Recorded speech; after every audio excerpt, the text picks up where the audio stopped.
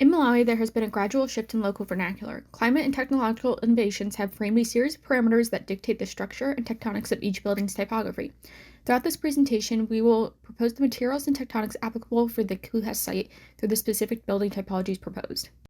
To begin, as a result of the humid climate of Malawi, certain materials and assemblies are better suited for this context. The primary material not appropriate for the proposed typologies is wood. While wood is the more sustainable framing material, the humid climate increases the need for regular maintenance and replacement of wooden members, as well as perpetuating the issue of deforestation in Malawi. In addition, termites pose a major concern to wood construction. Termite damage weakens the structural integrity of the wood, leading to rot and the overall deterioration of the structure. Nearly 16% of the total site is occupied by built program. These proposed programs consist of 6 typologies. These typologies include outpatient, centers of excellence, teaching, inpatient, support, and accommodations. Each typology will have certain requirements of the finishes and structure.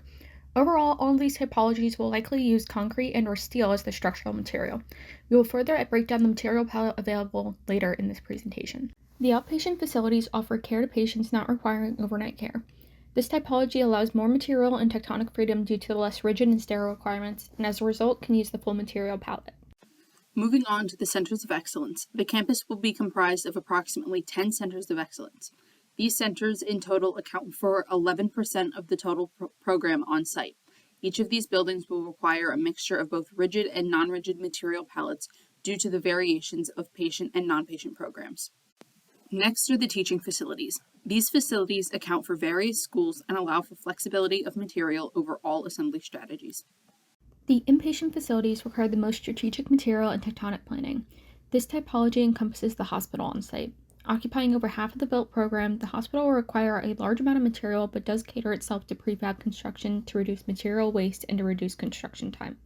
The accommodations on site are next. This typology allows for mixing of both traditional and new vernacular. With 2 to 4 bedroom houses, apartments, and a hotel, this typology has a large range of material use. Lastly, the support facilities account for the smallest percentage of built program. These spaces will likely be integrated with another typology, meaning its tectonics and materiality will be greatly influenced by its adjacent program. While the programmatic spaces of each typology are quite large, the overall impact on the site is small. Because of this, there is ample opportunity to extend occupiable spaces outdoors and incorporate landscape and greenery across the site. Now that the 6 typologies have been outlined, we will begin to break down the various construction techniques likely to be used on site. As previously mentioned, each of the typologies will use concrete or steel structural systems. Starting from the ground up, the foundation can often be one of the most expensive elements of a structure due to the large amounts of imported material like cement. Alternate methods to traditional concrete foundations, like rubble trench and rammed earth, can reduce the amount of concrete needed. Due to the various typologies, there are multiple wall assemblies that may be used on site, all of which will likely use steel or concrete as the primary structural system.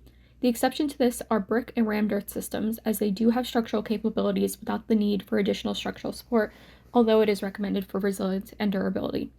Each of these assemblies will require a ring beam to allow for additional lateral strength in the event of an earthquake.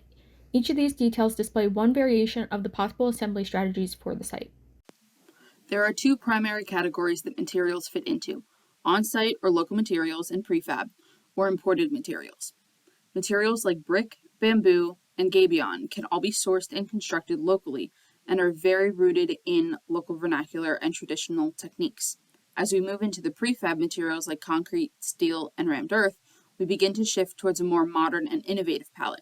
Each material has unique strengths and weaknesses that may guide the material use in each typology. There are a large variety of materials to use for this campus. However, these materials and methods are what we feel are best.